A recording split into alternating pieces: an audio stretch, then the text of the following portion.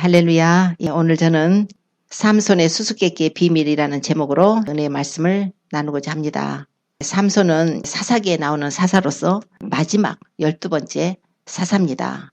이 사사기는 하나님께서 이스라엘 백성들을 모세를 통해서 이제 출애굽하게 하시고, 그리고 여호수아를 통해서 가나안 정복 전쟁을 통해서 가나안에 들어갔고, 이제 여호수아가 죽은 후부터는 특정한 지도자를 세우시지 아니하셔서 어떤 나라의 위기가 있을 때에만 하나님께서 구원자를 세우셔서 그 이스라엘 나라를 지키게 하시던 그런 시대가 바로 사사시대입니다. 사사라는 것은 히브리어로 쇼페트라고 해요.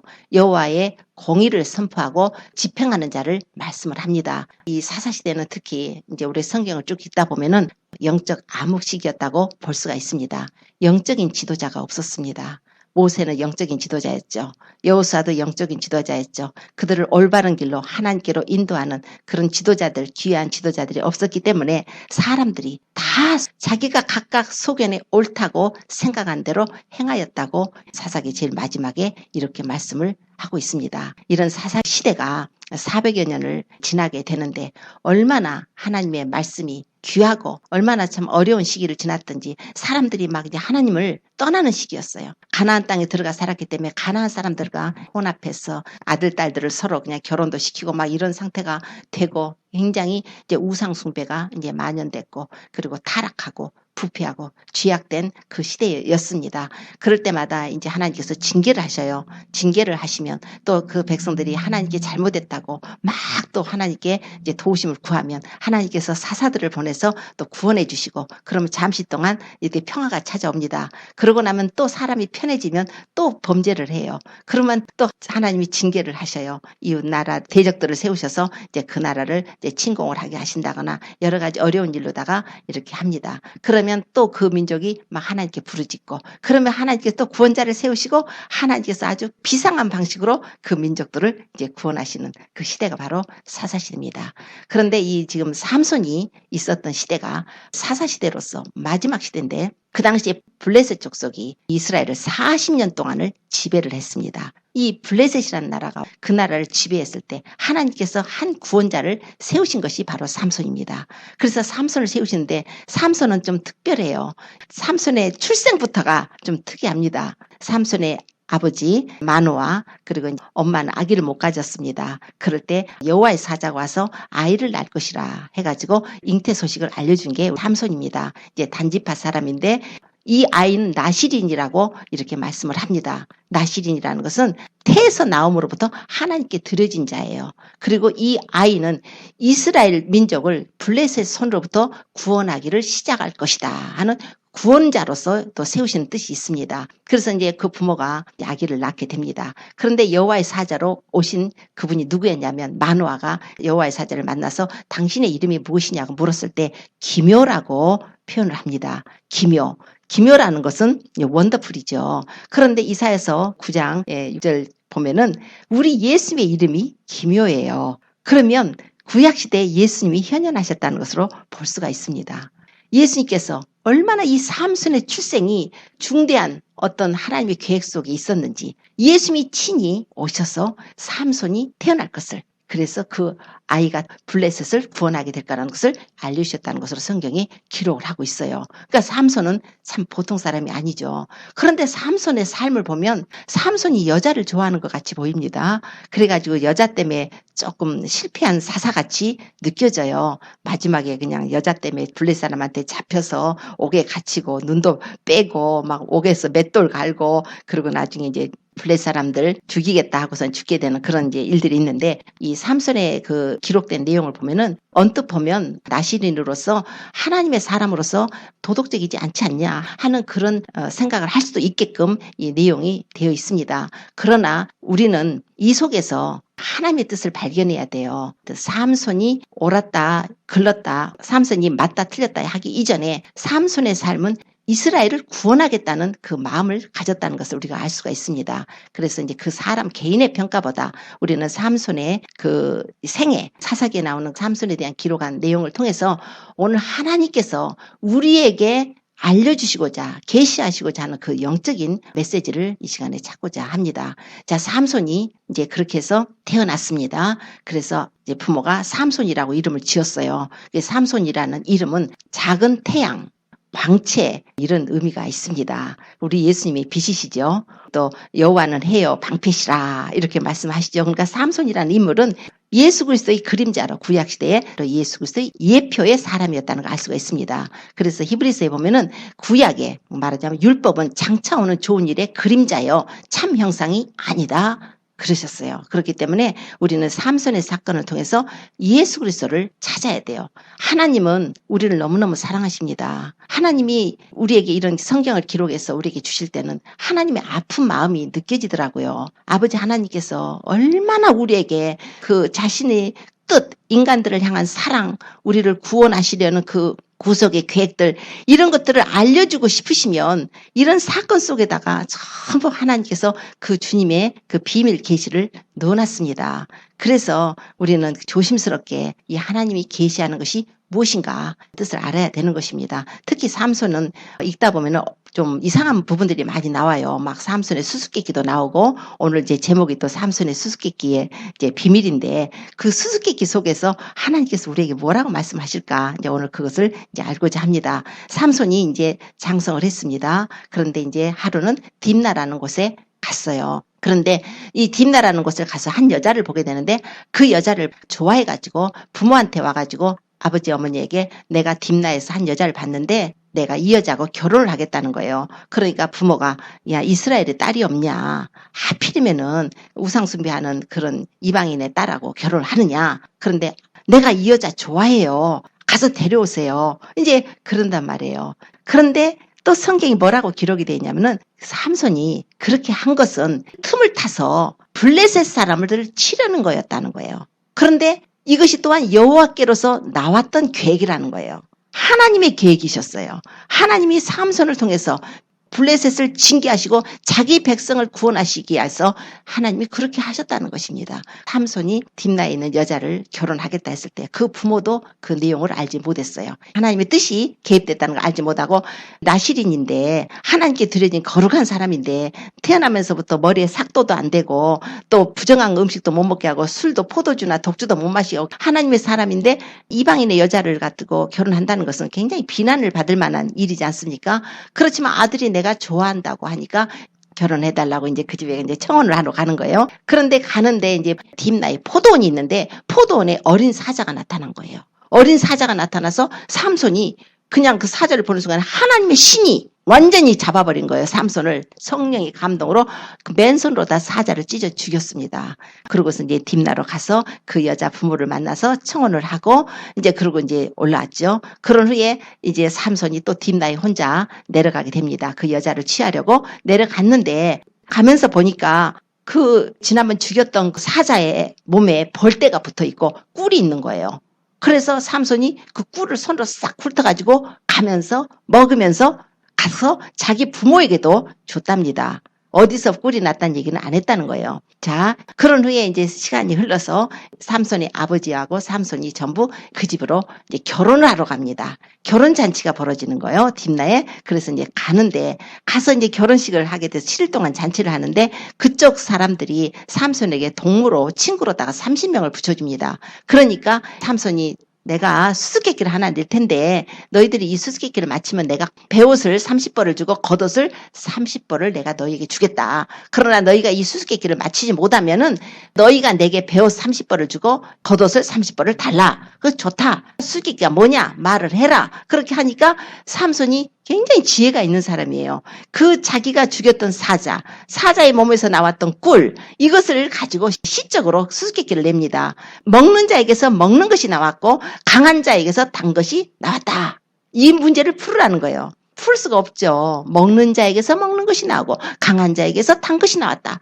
그래서 3일 동안을 끙끙 앓고 그 사람들이 푸는데 못 풀어요. 못 풀으니까 이제 4일째 되던 날에, 물론 이제 성경에는 7일이라고 표현이 돼 있더라고요. 근데 영어로 보면 4일째입니다. 그런데 이제 4일째 그 부인한테 찾아와요. 그 친구들이 찾아와서 네가 우리를 불러가지고 우리 소유를 뺏으려고 불렀느냐. 이 수수께끼를 내가지고 지금 네가 그렇게 하는데 만약 우리가 못 맞추면은 이렇게 물어주게 되니까 너와 너희 아버지 집 불살라 버리겠다고 협박을 하는 거예요, 여자한테. 그래서 그 여자한테 네가 네 남편한테 어떻게든지 알아내가지고 답을 알아내라. 그래서 이제 그 여자가 계속적으로 남편을 쫄라요. 왜 이런 수수께끼 내서 그러니 알려달라. 그러니까 삼손은 내가 부모한테도 안 알려줬는데 당신한테 알려주겠냐. 그랬더니 그 여자가 당신은 나를 미워한다고, 나를 사랑하지 않는다고 그냥 아주 닥달을 하니까 삼손이 알려줍니다. 이제 답을 알려주니까 그 친구들이 해질녘에 왔습니다. 그래가지고 하는 말이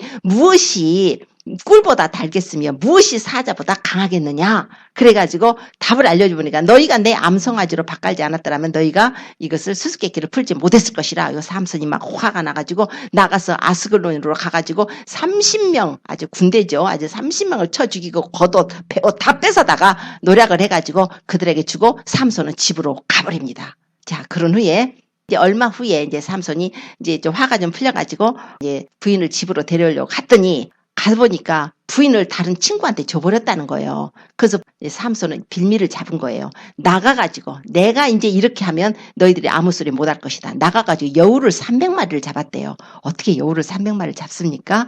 여우를 300마리를 잡아서 2마리씩 꼬리를 묶어가지고 거기다 회를 대가지고 불을 붙여가지고 블레셋 사람들 곡식밭으로 감나무를 다 살라버린 거예요. 그러니까 누가 이 짓을 했느냐 하고 이제 보니까 그 삼손의 아내 되었던 사람이 다른 남자한테 그 삼손의 친구 된 사람한테 줘서 지금 삼손이 화가 나서 그렇다니까 그 블레셋 사람들이 와서 그 아내와 아버지 집을 다 불살라버리는 거예요.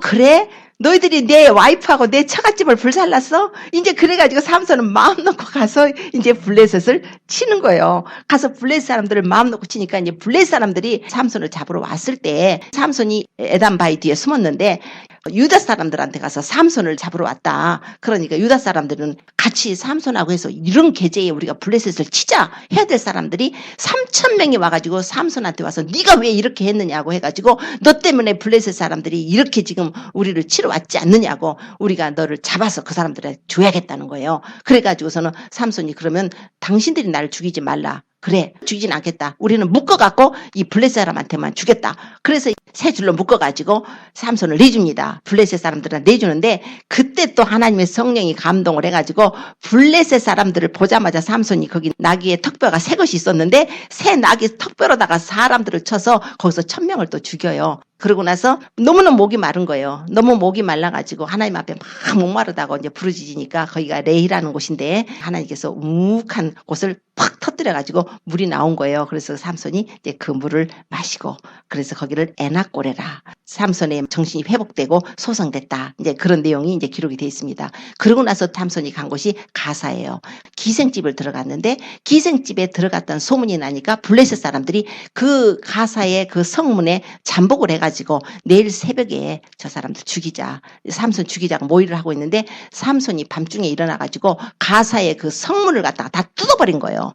그러니까 그 설주 같은 거 빗장을 뜯어가지고 그냥 딱 이렇게 메고 그 헤브론 앞 꼭대기 산까지 올라갔다. 이제 이런 내용이 하나가 또 기록이 되어 있습니다. 세 번째로 삼손이 또 하나의 여자가 소래골짜기에 이제 들릴라라는 여자를 사랑하게 됩니다. 이제 새 것이 등장하죠. 새 여자가 소래골짜기에 들릴라라는 여자를 사랑해서 가니까 이제 블레셋 방백들이 그 여자를 찾아가요. 삼손을 우리한테 넘겨라. 삼손의 힘이 어떻게 해서 이렇게 센지 삼손이 그 힘만 약해지게 하고 삼손의 그 힘의 비밀이 어딘지 알려주면은 우리가 각 사람이 은을 1,100개씩 주겠다. 블레셋 방백이 5방백이라고 성경에 기록됐는데 한 사람이 1,100개씩 은을 준다니까 들릴라가 그 은에 욕심이 나가지고 삼손을 이제 팔려고 합니다. 삼손을 막 이제 말을 해요. 삼손, 당신의 힘이 어디서 나와요? 어떻게 하면 우리가 당신을 약해지게 하고 어떻게 하면 우리가 당신을 고통을 줄 수가 있습니까? 어떻게 그런 대화를 할 수가 있어요? 그런데도 막 삼손, 어떻게 하면 우리가 당신을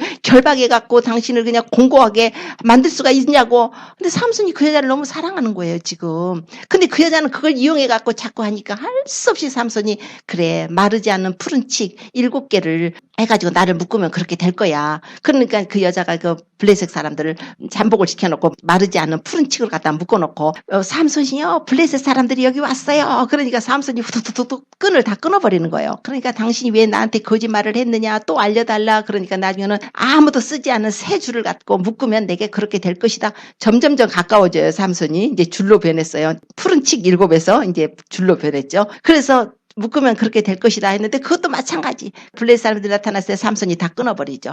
그러니까 또 막 당신은 나를 사랑하지 않는다고 나에게 알려달라고 어떻게 하면 우리가 당신을 결박할 수가 있고 어떻게 하면 당신을 공고하게 할 수 있느냐고 막 노골적으로 묻는 거예요. 그러니까 이제 그때는 이 머리 7가닥을 위선에다가 그러니까 배 짜는 거죠. 위선에다가 섞어서 짜버리래요. 그래서 그렇게 여자가 해놓고 삼손이요 블레셋 사람들이 왔어요 하니까 그냥 삼손이 일어나서 그 직조 기계를 그냥 다 바디를 다 깨버리고 위선을 빼버리고 일어나니까 당신이 나를 또 속였다고 막 이제 울면서 막 나를 사랑하지 않는다고 막 이렇게 하는 거예요. 그러니까 삼손이 날마다 그 여자하고 있고 싶은데 그 여자하고 사랑하는데 그래서 그 여자를 기쁘게 하고 싶은데 이 여자는 날마다 울면서 삼손 그 잡아 죽일 궁리만 하고 있는 거예요. 그래서 할 수 없이 삼손이 말을 해줍니다. 사실은 나는 나시린인데 나는 나면서부터 머리를 한 번도 자른 적이 없다. 근데 이 머리카락이 잘리면 나는 힘을 잃을 것이고 보통 사람같이 될 것이다. 그래서 그 여자가 삼손을 무릎하게 눕혀놓고 삼손이 잠들었을 때 사람을 불러서 머리카락을 다 밀어버리는 거예요. 머리를 다 밀어버리고 삼손이요 블레셋 사람들이 왔어요 하고서 이제도 또 삼손이 일어나서 그냥 힘을 떨치려고 보니까 힘이 떠나가 버린 거예요. 여호와께서 여호와의 신이 떠나가 버린 거라. 이제 이런 기록이 되어 있습니다. 그래서 삼손이 블레셋 사람들에 잡혀가면서 이제 두 눈을 빼게 되죠. 그런데다가 옥중에서 맷돌을 갈게 돼요. 그런데 이제 한날은 그 블레셋 사람들이 다곤 신당에 모여가지고 다곤한테 제사 드리면서 우리 사람들을 죽인 이 삼손을 데려다가 엔터테인을 하재요. 거기서 재주 부리게 하자고 삼손을 데려다 놉니다. 그 삼손이 나와서 눈을 뺐으니까 그 어떤 소년의 손을 잡고 오게 되죠. 거기서 재주를 부려줘요. 재주를 부리고 그런 중에 삼손이 하나님께 기도를 합니다. 그런데 그가 옥중에 있을 때 성경에 기록되기를 밀어버렸던 그 머리카락이 다시 자라기 시작했다고 이런 기록이 있습니다. 얼마 정도 옥중에 있을 때 머리카락이 자란 것 같아요. 하나님의 은혜가 다시 임했다는 거죠. 그랬을 때 삼손이 여호와여 나를 생각하십시오. 이번만 나를 강하게 하셔서 내 두 눈을 뺀 저 블레셋에게 원수를 갖게 해주세요. 그래서 내가 블레셋 사람과 함께 죽기를 원하노라 하고서 그 소년에게 기둥 어디냐고 물어가지고 그 신전을 바친 그 기둥이 어디냐 해서 양팔로다가 기둥을 끼얹고서 삼손이 이렇게 엎드림으로 그 신전이 무너져서 방백들이 다 죽고 거기로 왔던 블레셋 남자 여자가 3,000명 정도가 지붕 위에 있었다고 그러는데 그 사람들이 다 죽었다는 거예요. 그래서 삼손이 죽을 때에 살았을 때보다 더 많은 사람을 죽였더라. 그리고 그 가족들이 와서 삼손을 그 아버지 마노아의 장지에 장사했더라. 이렇게 해서 이제 삼손의 이야기가 거기서 끝이 납니다. 13장부터 16장까지. 자, 그러면 삼손의 일생인데 이 속에서 하나님께서 무엇을 말씀하시려고 했을까? 우리는 오늘 삼손의 수수께끼를 먼저 좀 알아야 될 것 같습니다. 삼손의 수수께끼. 삼손이 수수께끼를 낸 의미가 있어요. 먹는 자에게서 먹는 것이 나왔대요. 그리고 강한 자에게서 단 것이 나왔다. 이렇게 이제 말씀을 합니다. 먹는 자가 뭐겠어요? 사자는 먹는 자죠. 잡아먹는 자죠. 그런데 사자는 또 강한 자죠.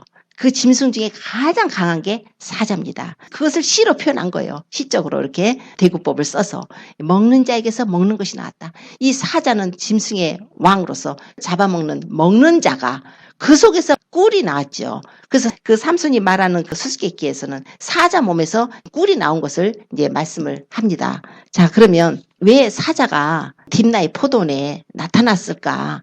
사자가 나타났다는 게 이상하지 않아요? 포도원에. 자, 그러면 우리가 이제 그 영적으로 해석을 하면 먼저 포도원은 주로 성경에서 무엇을 의미하는가? 바로 이스라엘 족속을 의미를 합니다. 이사야서 5장 7절에는 만군의 여호와의 포도원은 이스라엘 족속이요 그의 기뻐하시는 나무는 유다 사람이라. 주님께서는 그 사자 사건을 통해서 우리에게 말씀하시고자 하는 것이 그곳에 있었어요. 자, 딥나에 포도원이 있는데 그 포도원에 어린 사자가 나타났어요. 그럼 그 어린 사자는 누군가? 그 사자는 바로 예수 그리스도를 의미하고 있습니다. 왜 예수 그리스도가 사자인가? 예수 그리스도는 유다 지파의 사자, 다윗의 뿌리, 이렇게 표현을 해요. 사자라는 건 라이언을 말합니다. 그래서 창세기 49장 9절에 보면은 야곱이 자기 자녀들에게, 자기 아들들에게 이제 유언적인 예언을 해주는 내용이 나옵니다. 그래서 자기 12명의 아들들에게 전부 예언을 해요. 자기 아들들에게 유다에게 예언한 내용이 그래요. 유다는 사자 새끼로다. 내 아들아 너는 움킨 것을 찢고 올라갔도다. 그의 엎드리고 웅크림이 숫사자 같고 암사자 같으니 누가 그를 범할 수 있으랴. 바로 유다 지파를 통해서 우리의 왕 되실, 만왕의 왕이요 만주의 주가 되실 예수 그리스도 메시아가 왕으로 오실 것을 예언한 내용입니다. 그래서 이 사자, 어린 사자를 표현하는 것은 바로 유다 지파의 사자, 예수 그리스도시죠. 자, 그러면 딥나의 포도원에 사자가 나타났다. 그러면 이스라엘에 하나님의 아들 예수 그리스도가 오신 거예요. 왕 대신 예수님이 오신 거예요. 그런데 삼손이 찢어 죽여버렸어요. 삼손이 그 사자를 그것도 성령의 감동에서 죽였어요. 자, 그것이 무엇을 의미하겠습니까? 바로 하나님의 아들 예수 그리스도가 이스라엘에 오셨었죠. 인류의 죄를 담당하시겠어. 그 민족에게 먼저 복음을 전하시기 위해서 또 그 민족으로 또 오셨었고 예수님이 그 민족에 속하신 분이시고 그래서 오셨는데 예수님을 그들이 죽였죠. 그런데 삼손이 다음에 다시 올라가 보니까 사자 몸에 벌떼가 있는 거예요. 꿀이 있는 거예요. 자, 그러면 사자 몸에 왜 꿀이 있을까? 아니, 벌떼가 왜 하필 죽은 사자 몸에 붙겠어요? 벌은 생태계에 굉장히 중요한 거죠. 꿀을 먹으러 다니지 않고 꽃 같은 데 가서 꽃이 피면 가서 꽃가루 묻히고 이제 수정하고 이렇게 해서 굉장히 생태계에 중요한 거죠. 벌은 굉장히 좋은 거예요. 그런데 그 벌떼가 지금 사자 몸에 있다는 거예요. 자, 벌이라는 것은 벌이 없으면은 열매를 못 맺어요. 요즘 벌이 많이 없어졌다고 그래요. 그래, 벌이 많이 없어져가지고 이제 사람들이 벌 역할을 하더라고요. 벌이 꽃에 수술해서 꽃가루 같은 걸 묻혀가지고 암술에다가 이렇게 수분을 해서 이 가루바지를 해줘야 그 열매가 맺히고 그러는데 요즘 케미칼 때문에 화학 어떤 살충제 같은 걸 많이 뿌려가지고 벌들이 꿀을 먹으면 죽어버린대요. 살충제 때문에. 그래가지고 벌이 많이 이제 없어져서 사람이 직접 수정을 해주는 그것도 뉴스에 나와 있더라고요. 말하자면은 이 벌이라는 것은 생태계에 굉장히 중요하죠. 그래서 열매를 맺게 하고 새로운 생명체를 탄생하게 하는 그 정도의 굉장히 좋은 건데 이 벌떼가 거가 있고 거기에 꿀이 있는 거예요. 자, 첫째, 꿀은 그럼 무엇인가? 꿀은 성경에서 내 아들아 꿀을 먹어라. 이것이 좋으니라. 송이꿀을 먹어라. 이것이 네 입에 다니라. 지혜가 네 영혼에 이와 같다 하고 잠언의 24장 13절에는 말씀을 해요. 이것을 얻는 자는 정령이 장래가 있겠고 네 소망이 끊어지지 않을 것이라. 지혜라고 그러시죠. 지금 첫째는. 또 하나는 말씀이에요. 그래서 시편의 19편 7절 이하로 쭉 보면은 여호와의 율법은 완전하여 영혼을 소성케 하고 여호와의 증거는 확실하여 우둔한 자로 지혜롭게 하며 여호와의 교훈은 정직하여 마음을 기쁘게 하고 여호와의 계명은 순결하여 눈을 밝게 하도다. 여호와를 경외하는 도는 정결하여 영혼까지 이르고 여호와의 규례는 확실하여 다 의로우니 금 곧 많은 정금보다 더 사모할 것이며 꿀과 송이꿀보다 더 달도다. 성경에는 이 하나님 말씀은 꿀과 송이꿀보다 더 달다고 말씀을 해요. 그래서 오늘 내 아들아 꿀을 먹어라. 지혜가 네 영혼에 이와 같다. 이렇게 말씀하기도 하고 꿀을 받다 하나님의 말씀으로다가 이렇게 말씀합니다. 그런데 이 지혜가 누군가? 지혜는 무엇인가? 고린도전서에 가서 보면은 지혜가 바로 예수 그리스도라고 나와요. 지혜가 예수 그리스도로 표현되고 있습니다. 그래서 우리 예수님은 하나님께로 나와서 우리에게 지혜와 의로움과 거룩함과 구속함이 되었고 예수 그리스도는 바로 하나님의 능력이고 하나님의 지혜다. 그러니까 이 꿀에 대한 내용을 가지고 넓게 생각을 할 수가 있습니다. 바로 이 꿀은 하나님 말씀을 합니다.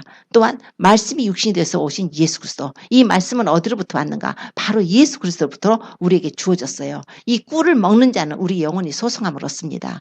우리가 살아요. 생명의 말씀이기 때문에 이 꿀을 먹는 자들, 하나님의 말씀의 꿀을 먹는 자들은 영혼이 살아나는 것입니다. 그래서 하나님께서는 우리에게 꿀을 주시기 위해서 당신의 몸을 십자가에 희생제물로 내어주신 것이에요. 그래서 이 지금 사자, 유다 지파의 사자가 죽으심으로 우리에게 사람들에게 꿀이 주어졌어요. 하나님의 말씀이 주어졌어요. 누구든지 예수 그리스도를 믿으면 생명을 얻는 말씀이 증거된 것입니다. 그래서 하나님이 세상을 이처럼 사랑하사 독생자를 주셨으니 이는 저를 믿는 자마다 멸망치 않고 영생을 얻게 하려 하심이라. 하나님께서 그 아들을 이 세상에 보내셨습니다. 이 아들을 십자가에 못 박으셨어요. 무덤에 들어가셨어요. 3일 만에 부활하셨습니다. 그리고 나서 그 예수님이 부활하심으로 하나님 보좌 앞에 앉으시고 이제는 성령을 보내시고 이제 성령으로 인을 치시는 이 모든 과정들이 바로 예수 그리스도로 말미암아서 이루어진 것입니다. 지난번에 요나단에서 우리가 말씀드렸죠. 요나단이 땅에 흐르는 꿀을 보고 다른 사람들은 그 아버지가 금식 명령 내려가지고 아무도 못 먹었는데 요나단은 그 지팡이 끝으로다 꿀을 조금 찍어봤더니 눈이 밝아졌다는 거예요. 배고플 때 그 꿀을 먹었으니 얼마나 정신이 상쾌하고 눈이 밝아졌겠어요. 그러나 영적인 눈을 또한 말씀을 하고 있는 것이에요. 눈이 밝아져서 아무도 다윗을 알아보지 못했을 때 그 사람은 알아보고 다윗을 나중에 자기 겉옷까지 벗어주고 군복도 벗어주고 활도 주고 무기도 다 주면서 네가 바로 왕이 될 사람이라고 하지 않습니까? 다윗과 언약을 맺지 않습니까? 눈이 밝아진 거 영적인 통찰력이에요. 지금 이 삼손을 통해서 하나님이 우리에게 말씀하신 것자 하는 것도 마찬가지입니다. 삼손이요 꿀을 먹었습니다. 손바닥으로 훑어서 꿀을 먹고 누구에게 줬을까요? 바로 아버지 어머니에게 줬어요. 우리가 복음의 말씀을 듣고 나면 제일 먼저 가족에게 이 복음이 증거돼야 되는 거예요. 하나님께서는 가족들, 우리 가정 한 가정이 하나님의 작은 교회입니다. 이게 우리는 한 사람이 먼저 예수님을 믿었으면 그 가정의 선교사들입니다. 자, 그럼 이 벌떼가 뭘까요? 벌떼는 이 생태계에 가장 중요한 거라고 그랬죠. 벌이라는 것은 가서 생명을 탄생시키는 역할을 하지 않습니까? 이쪽에서 꽃가루 묻혀다 저쪽에다가 묻혀줘요. 그래가지고 열매가 맺는 거예요. 생명이 탄생하는 그 역할을 하는 것이에요. 누굴까요? 그러면 벌떼가. 여기서 뭘 말씀할까요? 하나님 말씀을 받은 자들이 누구로부터? 유대지파의 사자로 오신 예수 그리스도가 이제 사자로 표현됐죠. 예수님이 십자가에 죽으신가 부활을 통해서 우리에게 주신 생명의 꿀, 생명의 말씀을 받아가지고 그들이 나가서 수정하러 다녀야 되는 거예요. 그들이 나가서 사람들에게 알려줘서 생명이 탄생되는 이 그런 영적인 의미가 있습니다. 그런데 이걸 가지고 수수께끼를 지금 만들어서 낸 거예요. 먹는 자에게서 먹는 것이 나왔다. 강한 자에게서 단 것이 나왔다. 이렇게 하니까 그 블레셋 사람들이 하는 말이 무엇이 꿀보다 달겠으며 무엇이 사자보다 강하겠느냐? 답 맞죠? 꿀이 가장 달죠. 그리고 사자가 강하죠. 이렇게 해서 그거를 내용을 가지고 와서 답을 맞췄다고 했어요. 그래서 그걸 인정을 하고 배옷과 겉옷을 30%씩 줍니다. 그런데 그 내용을 그대로 우리가 한번 해석을 해야 돼요. 무엇이 꿀보다 달겠습니까? 무엇이 사자보다 강하겠습니까? 자, 오늘 수수께끼예요. 오늘 여기 계신 분들이 수수께끼를 한번 맞춰보세요. 자, 무엇이 꿀보다 달겠어요? 무엇이 사자보다 강하겠습니까? 지금 삼손은 굉장히 강한 사람입니다. 삼손은 강하죠? 삼손은 예수 그리스도의 예표라고 그러지 않습니까? 이 수수께끼 가지고 자, 그럼 무엇이 사자보다 강할까요? 무엇이 꿀보다 달까요? 바로 한 가지가 있어요. 사랑입니다. 왜요? 삼손이 이 비밀을 알려주면 자기가 죽을 것을 압니다. 삼손이 들릴라한테 자기의 그 나시린의 비밀을 알려주면 자기가 블레셋 사람한테 잡혀서 죽을 것을 압니다. 삼손이 바보가 아닌 이상 그 여자가 블레셋 사람의 조정을 받지 않는다고 들릴라가 모르겠어요? 알지요.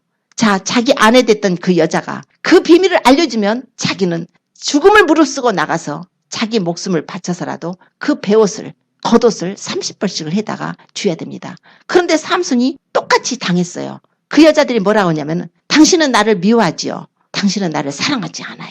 삼손은 무엇으로다가 자기 사랑을 표현할까요? 죽음으로써. 내가 죽더라도 그래 내가 이 피해를 당하더라도 내가 사랑하는다는 걸 너에게 보여줄게. 답을 알려줘 버린 거예요. 들릴라? 내가 너를 얼마나 사랑하는지 아니? 내가 이걸로 인해서 죽을지라도 내가 사랑하기 때문에 내가 답을 알려줄게. 나시린의 비밀을 알려준 거예요. 무엇이 사자보다 강합니까? 사랑이 사자보다 강해요. 무엇이 꿀보다 답니까? 사랑이 꿀보다 더 달아요. 우리 예수님은 강하신 사자. 우리 예수님은 강하신 분입니다. 우리 예수님이 약하신 분이 아니에요. 그분이 약하셔서 십자가에 달리신 것이 아니라 만 왕의 왕이시고 만 주의 주시고 이 세상을 창조하신 창조시며 하나님의 아들이시며 이위 성자 예수님이셔요. 하나님이셔요. 그는 참 하나님이시고 영생이신 가장 강하신 그 분이에요. 그 분이 이 세상에 오셔서 사랑 때문에 마치 들릴라 같은 우리, 마치 그 블레셋에서 살던 그 여자 같은 우리, 이걸 두 사람을 또 나눠보면 한 사람은 이스라엘로 표현할 수가 있어요. 그 여자하고 결혼했지 않습니까? 삼손이 그 블레셋 여자 딥나에 사는 여자하고 결혼을 했죠. 근데 그 여자는 삼손이 그 비밀을 알려줬는데도, 복음의 비밀을 알려줬는데도, 예수 그리스도를 믿음으로 구원을 받는다는 꿀이 거기 있다는 것을 알려줬는데도 그 여자는 믿음에 붙지 못하고 자기 백성에게 붙어서 자기 좋아하는 사람한테로 시집을 가버렸어요. 그래서 삼손이 왔을 때 내 부인 어디 있어? 내 부인 내놔 하니까 네 부인 딴 사람한테 시집갔어. 딴 사람한테 줘버렸다는 거예요. 어떻게 심판을 받습니까? 이스라엘 민족들을 먼저 하나님이 택하셔서 와이프로 삼으셨어요. 그래서 호세아서 보면은 호세아는 경건한 하나님의 사람이다. 그런데 하나님께서 하나님의 사람한테 음란한 창녀하고 결혼을 하래요. 고멜하고. 그 말이 됩니까? 호세아가 얼마나 이스라엘 민족들한테 비난을 받았겠습니까? 아니 저렇게 음란한 여자하고 결혼을 하면서 지가 무슨 하나님의 사람이라고 저래. 안 그러겠어요? 삼손이 나실이라는 것은 다 주변에 알았을 것입니다. 그런데 그 이방 여자하고 가서 결혼을 하면 얼마나 많은 손가락질 당하고 했겠어요. 우리 하나님의 아들이 오셔서 이 세상 오실 때 바리새인과 그 유대인들이 장로들 뭐라고 그랬어요? 저가 세리와 죄인의 친구라고 그랬습니다. 우리 예수님대로. 저는 세리, 죄인들 집에 들어가서 같이 먹고 마셔? 똑같은 거예요. 하나님께서는 삼손을 통해서 우리에게 보여주고 싶은 의도가, 하나님은 거룩하신 하나님의 아들이 그 여자, 아주 죄인들이고 이방인들이고 도저히 하나님의 사람들이 그 사람들하고 접근을 할 수 없는, 관계를 가질 수 없는 그런 사람들인데도 그 사람을 아내로 삼고 이 여자 들릴라를 사랑했다는 거예요. 호세아에게 가서 그 음란한 여자를 만나가지고 음란한 여자하고 결혼해서 자녀를 낳고 살으라고 했어요. 자, 그러면서 호세아서 2장 19절에 뭐라고 말씀하셔요? 이스라엘이 바로 그 음란한 여자 고멜하고 같다는 거예요. 그런데 하나님 뭐라고 말씀하세요? 내가 네게 장가들겠대요. 이스라엘에게 장가드시겠대요. 하나님이. 내가 네게 장가들어서 영원히 살되 의와 공변됨과 또 은총과 긍휼히 여김으로 내가 네게 장가들겠고 진실함으로 내가 네게 장가들겠다. 장가들겠다. 장가들겠다. 장가들겠다. 3번씩이나 호세아서 2장 19절에 말씀을 해요. 하나님이, 여호와 하나님이 이스라엘 민족을 택하시고 그분이 이스라엘에게 장가들었다는 표현을 쓰는 거예요. 언약을 맺은 아내라는 거죠. 하나님만 섬기고 살아야 될, 경외하고 살아야 될 민족이라고 택하셨다는 것입니다. 그런데 그 아내로다가 표현을 해요. 이게 삼손의 메시지에서 나온 것이 첫 번째 메시지가 바로 그것입니다. 그런데 들릴라는 누굽니까? 들릴라는 그러면 이제 후에 이방인들을 표현하겠죠. 들릴라의 특징이 한 가지가 뭐 있어요? 은을 1100개씩 방백들한테 받고, 방백이 5이면 5500개겠죠. 5명이니까 1100개씩이니까 은을 갖고 팔았어요. 은값을 받고 삼손을 팝니다. 자, 우리 예수님은 가룟 유다를 통해서 은 30에 예수님이 팔리셨죠. 그런데도 주님은 자신이 십자가에서 죽게 될 것을 비밀을 알려주셨습니다. 자꾸 제자들에게 내가 예루살렘에 올라가서 죽을 것이다. 3년 만에 살아날 것이다. 계속 주님도 그렇게 말씀을 하셨습니다. 오늘 보니까 삼손이 양팔을 벌리고 죽는 모습 보세요. 우리 예수님이 십자가에서 그렇게 양팔을 벌리고 죽으셨어요. 블레셋 사람과 함께 죽기를 원하노라. 사단을 멸하시기 위해서 예수님은 십자가에서 고난을 받으신 것입니다. 또 한 여자가 나오죠. 가사에 한 여자가 나와요. 그 여자는 기생이랍니다. 가서 있었을 때 밤중에 삼손이 일어나서 그 성문을 떼고 문빗장을 빼고 그 설주를 빼가지고 메고 헤브론 앞산 꼭대기까지 올라갔답니다. 자, 이것이 무슨 의미였냐면 상징적인 의미가 있는 것이에요. 바로 그 당시로 치면은 이스라엘이 너희들 이겨버릴 것이라는 거예요. 블레셋이 지금 지배하고 있지만 우리가 결국은 너희들의 성문을 깨버리고 우리가 이길 것이다. 창세기 보면은 아브라함이 독자 이삭을 하나님께 바쳤죠. 그런 하나님이 이제 그 아들을 대신에 순양을 가지고 대신 이제 제물을 삼게 하시고 했지만 하나님이 너무나 기쁘셔서 아들까지 안 아끼고 하나님께 드리는 아브라함에게 네가 나를 경외한 줄 안다 하시고 네 씨가 대적의 문을 얻을 것이라 그랬어요. 네 대적을 밟아버릴 것이라는 이제 내용이 나옵니다. 이게 성문을 얻는다는 것은 완전히 이제 지배해버리고 이긴다는 승리의 표현이에요. 우리 예수님은 이 삼손의 이 내용을 통해서 이것을 우리에게 충분히 말씀을 하셨습니다. 하나님의 아픈 마음을 우리가 받아야 돼요. 하나님은 우리가 알기를 원하세요. 내가 얼마나 너희를 사랑하는 줄 아느냐. 그런데 너희는 당신은 나를 사랑하지 않아요. 당신은 나를 미워할 뿐이에요. 막 하는 거예요. 이스라엘 민족들이 그랬죠. 언제 하나님 우리를 사랑하셨나고 막 하잖아요. 그러나 우리 주님께서 말씀하시기를 내가 너희를 언제 사랑했냐고, 어떻게 사랑했냐고 하지만 내가 야곱은 사랑하고 에서는 미워했다 하면서 굉장히 내가 너희를 사랑했다는 것을 말씀을 하십니다. 하나님은 우리를 사랑하시기 때문에 이 세 여자는 다 누가 봐도 정죄를 받을 수밖에 없는 사람입니다. 우리는 하나님의 거룩하신 하나님의 아들이 오셔서 우리를 신부를 삼으신다고 그러는데 그럴 자격이 없는 사람들이에요. 세상적인 관점으로 봐도 너희들 봤지? 삼손이 지금 하는 게 그 여자 딥나에 있는 여자하고 결혼한 게 옳은 것 같아? 가사의 기생집에 들어가서 사랑하는 게 옳은 것 같아? 그 들릴라하고 사랑하는 게 옳은 것 같아? 물론 인간적인 것은 가늠을 하면 안 됩니다. 그러나 하나님이 지금 이 메시지를 통해서 그 블레셋을 치기 위한 어떤 그 빌미를 잡고 블레셋을 치기 위한 수단으로 그 삼손이 그 마음을 가졌다는 거예요. 그 계획이 여호와로부터 나왔다는 것을 우리가 기억을 해야 됩니다. 그래서 우리가 삼손을 정죄하고 판단하기 이전에 우리는 이 속에서 하나님의 거룩하신 하나님의 아들이 마치 호세아가 음란한 여자 고멜하고 결혼했던 것처럼 우리 거룩하신 하나님의 아들이 우리 인간들하고 하나님이 구약시대에 이스라엘과 결혼했다 하셨고 예수 그리스도는 내가 너희를 정결한 신부로 아내를 삼아서 그 집에 데려가시려고 어린 양의 혼인잔치에 우리를 거룩한 신부가 돼서 그분의 그 아내가 되게 하기 위해서 우리를 택하셨다는 것을 오늘 말씀을 하고 있는 것입니다. 뭐 때문에? 사랑 때문에. 사랑은 죽음같이 강해요. 너는 나를 인같이 마음에 품고 도장같이 팔에 두라. 아가서 8장 6절에 말씀을 합니다. 사랑은 죽음같이 강하고 사랑이 죽음같이 강해요. 그래서 죽을지라도 삼손이 그 자기 비밀을 알려줬던 것처럼 하나님의 거룩하신 자가 오셔서 이런 죄인들을 하나님께서 부르셔서 당신의 아내를 삼으시고 당신의 신부로 삼으셔서 찾아오셨다는 내용을 오늘 말씀을 하고 있는 것입니다. 그 내용 속에 이 내용이 들어있어요. 그래서 꿀이라는 것은 복음이에요. 꿀은 복음입니다. 그래서 꿀을 먹고 우리가 눈이 밝아져야 되는 거예요. 그래서 하나님의 이 말씀을 받고 눈이 밝아져야 돼요. 그 영적인 통찰력이 있어야 됩니다. 하나님이 어떠한 사랑을 우리에게 베푸셨는가. 아들을 아끼지 않고 내어주면서 거룩하신 하나님이 우리 같은 죄인들을 찾아오셔서 자신이 십자가에 죽으시고 그래서 우리 죄값을 담당하시고 우리를 하나님의 자녀로 삼으시고 예수님의 신부로 삼으시고 우리를 영원한 저천국으로 데려가시고자 하시는 그 은혜의 말씀이 이 속에 있습니다. 그러나 다시 왔을 때 재림이요. 꿀이 나왔다는 거 예수님이 부활하셨으므로 이제 꿀이 나온 부활의 의미가 있습니다. 그리고 예수님이 부활하셔서 재림하실 때 그 여자한테 왔더니 친구한테 줘버렸다는 거예요. 세상과 짝하고 살더라. 그러면 남은 것은 심판밖에 없습니다. 우리 하나님께서는 하나님의 아들 예수 그리스도를 이 세상에 다시 보내십니다. 그때는 신부, 예수님의 피로 사신 신부를 취하라고 이 세상에 다시 예수님이 재림하십니다. 예수님께서 이 땅에 지상에 오시기 7년 전에 예수님께서는 교회를 데려가시고 그의 피로 사신 자녀들을 신부로 삼으실 것입니다. 공중에서 7년 동안 어린 양의 혼인잔치가 있게 될 것입니다. 그리고 이 땅에는 말로 할 수 없는 환란이요.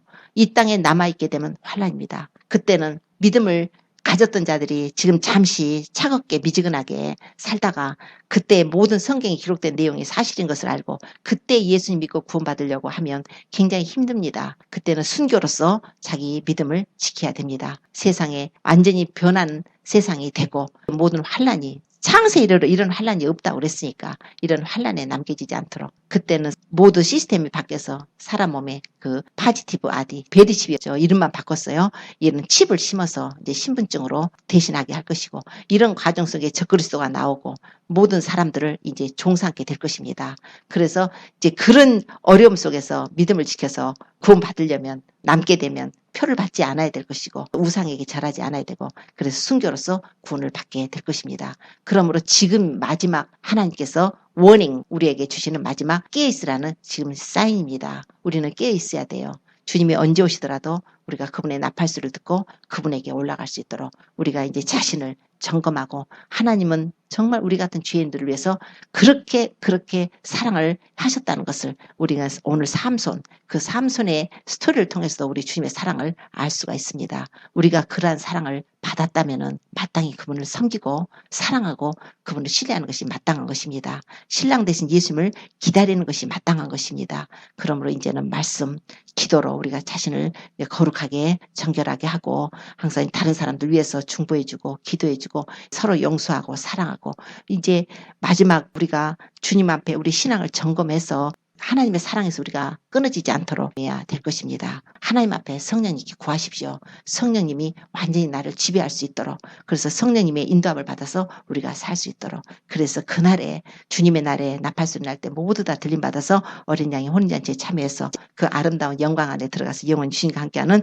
축복을 받으시기를 예수님을 축원합니다. 기도드리겠습니다.